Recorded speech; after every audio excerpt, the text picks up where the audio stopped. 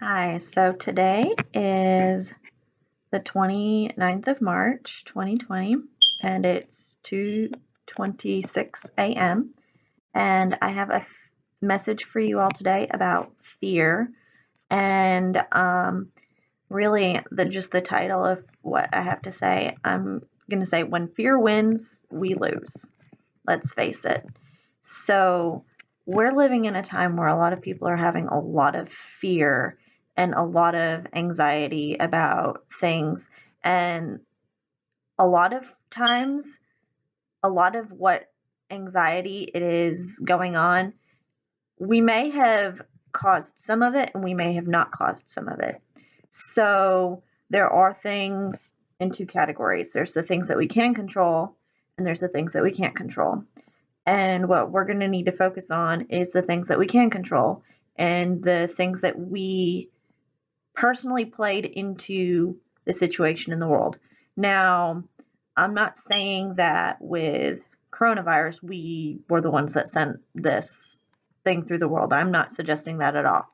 What I am saying is we, as people, have to get back to doing what God wants us to do and listening to what God wants us to say and do and act, because a lot of that is evidenced in the Bible several times when God's children don't listen and He wants us to get back on track. He sends us through tribulations to get us to where we need to be. And we're already seeing that with a lot of people coming together. They're talking together, they're praying together via video chats. Churches are producing substantially more content, and a lot of people are coming together in a different way than what they have in the past. But prior to this, we all had a role and may have not always done what we wanted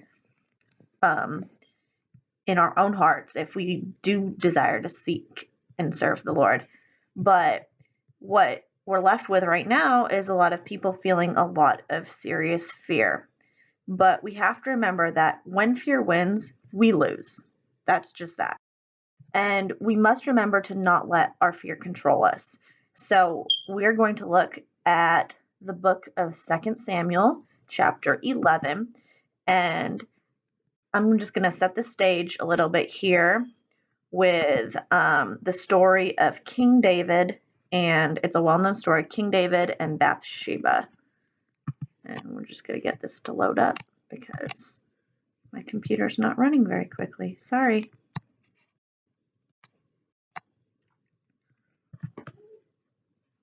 I can grab my Bible real quick.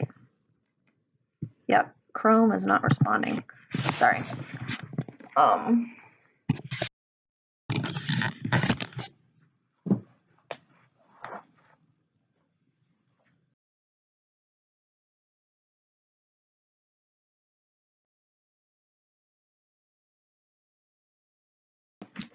Here you go. Got my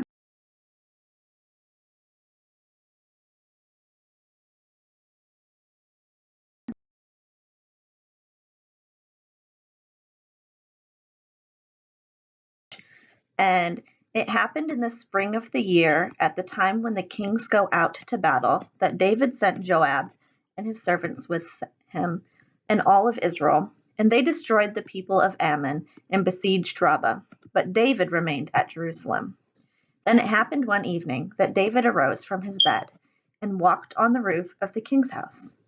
And from the roof he saw a woman bathing, and the woman was very beautiful to behold. So David sent and inquired about the woman. And someone said, "Is this not Bathsheba, the daughter of Elam, the wife of Uriah the Hittite?" Then David sent messengers and took her. And she came to him, and he lay with her, for she was cleansed from her impurity. And she returned to her house. And the woman conceived. So she sent and told David and said, "I am with child." So here we have set the stage that King David made a mistake. He was in control of the situation. where he could have chosen not to be with Bathsheba, and instead he made the decision to do what was wrong. Well, we're now at this stage where we are having to cleanse ourselves from our affairs of this world. We no longer have a lot of the places that we were, in a sense, putting before God. If you say you don't have time for God, but you're going to the movies, you're going to the restaurants, you're going to concerts, you're going out and about, you're gathering with your human friends, other human beings, it's good that you should spend time with others, but not at the expense of your relationship with God.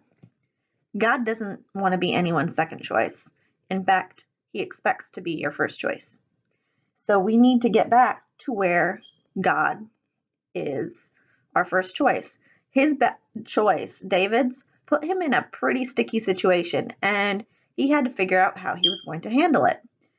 Unfortunately, David did not make the best decision. So, when we look at the scriptures, let's just continue on this story that David sent to Joab, saying, "Send me Uriah the Hittite."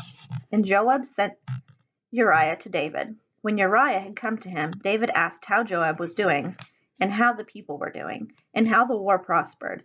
And David said to Uriah, "Go down to your house and wash your feet." So Uriah departed from the king's house, and a gift of food from the king followed him. But Uriah slept at the door of the king's house with all the servants of his lord, and did not go down to his house. So when they told David, saying, "Uriah did not go down to his house," David said to Uriah, "Did you not come from a journey? Why did you not go down to your house?" And Uriah said to David, "The ark and Israel and Judah are dwelling in tents, and my lord Joab and the servants of my lord are encamped in open fields. Shall I then go to my house to eat and drink and to lie with my wife? As you live and as your soul lives, I will not do this thing." Then David said to Uriah, "Wait here today also, and tomorrow I will let you depart." So Uriah remained in Jerusalem that day and the next. Now when David called him, he ate and drank before him, and he made him drunk. And at evening he went out to lie on his bed with the servants of his lord, but he did not go down to his house. In the morning it happened that David wrote a letter to Joab and sent it by the hand of Uriah. And he wrote in that letter, saying, "Set Uriah in the forefront of the hottest battle and retreat from him, that he may be struck down and die." Wow. That's intense. Fear drives us to do crazy, crazy things. Am I right? So we are living in a time of intense fear. A lot of people have heightened emotions with their family. They may have their children home. They may be around their spouse or their significant other 24/7, which can be incredibly challenging. Others are under immense stress because they're considered essential and they're going to work amid a global pandemic. Wow, scary, right? But it doesn't have to be. See, David made a very crucial mistake when he decided how to handle the situation. He responded using his fear. He did not call out to God in the midst of this story. I did not take a break in reading those verses from one verse to the next. I went straight from verse 5 into verse 6, and it just all went like that. So I didn't take anything out of that. You can find it in the 11th chapter of 2 Samuel. David didn't call on God. He didn't ask. He just acted on his fear. What happens when we act on our fear? Let me tell you, what happens when I act on my fear? I say stupid things. I make people angry. I tick off the people who care about me. I tick off people who really I need praying for me. And I just let my mouth blah, blah, blah, blah, blah, blah, blah, blah, blah, blah, blah.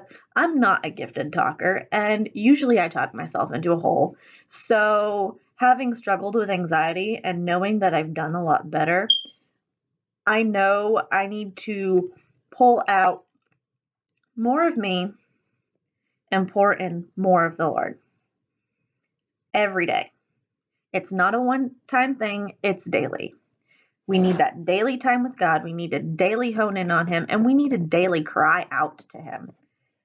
It's not something that we can take lightly, and it's not something that we should be putting on the back burner at times like this, because it's our own mistakes that have led the world to being the way it is. People, oh, well, one time, it just doesn't matter. It's just once.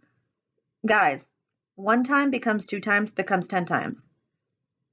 Stop. God says that His way is the way it goes, and we don't have any right to do it any other way. We have to do it the first time and stick to it, because he who does know what he should do and does something else, that's a sin. And if you sin once, you're not worthy of entering the kingdom of heaven unless you're covered by the blood. We can't do that ourselves. David couldn't have gotten out of that situation by himself. He needed to cry out to God, but he didn't. He cried out to God and got right after the fact. And yes, we are in a state of a lot of the time right now being after the fact. We are in the crisis.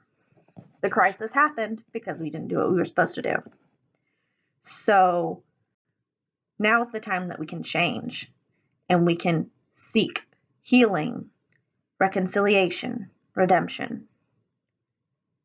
We can turn to God, turn back to God, whether it's your first time or whether it's your 70th time or whatever. We can still come back to God. In fact, it's as easy as crying out to God. If we take a look at the book of Mark, chapter 4, we see another well-known story in the life of Christ. Mark 4:35 through 31, when Jesus calms the storm. That day, when evening came, he said to his disciples, "Let us go over to the other side," leaving the crowd behind, and they took him along, just as he was in the boat. There were also other boats with him. A furious squall came up, and the waves broke over the boat, so that it was nearly swamped. Jesus was in the stern, sleeping on a cushion. The disciples woke him and said to him, "Teacher, don't you care if we drown?" He got up and rebuked the wind and said to the waves, "Quiet, be still." Then the wind died down, and it was completely calm. He said to his disciples, "Why are you so afraid? Do you still have no faith?" They were terrified and asked each other, "Who is this? Even the wind and the waves obey him." Jesus calmed the storm. The disciples were wondering, do you care if we drown? And a lot of us who may not really be at peace with what's going on and maybe don't want to listen, God's still trying to get our attention. And yes, God does care if we drown. God cares very much if we drown. Does God care if we get sick? He cares very much if we get sick. He heals, He restores, and it still happens today. I know He's done it for me, and He's done it for many others. I've seen Him move mountains. I've seen Him take somebody on their deathbed and bring them back a couple days later. I've seen Him cure my connective tissue disease that had no chance of remission by any doctor's standards they said, you're not going to see remission again. I was like less than I was like 0.1, 0.3% chance that I would see remission, and the Lord did it. So God still cares, but the thing is we have to call out to him. Jesus wasn't mad at his disciples because they woke him up. He asked them where their faith was. That's what he was upset about. And we all need to ask ourselves, where is our faith? The world is crazy outside the walls of our house. We're in lockdowns around the world. People are urged to stay home. We can't go anywhere. And it's intense and it's scary. But we can't let our fear win. Because when our fear wins, we lose. How has God provided for me?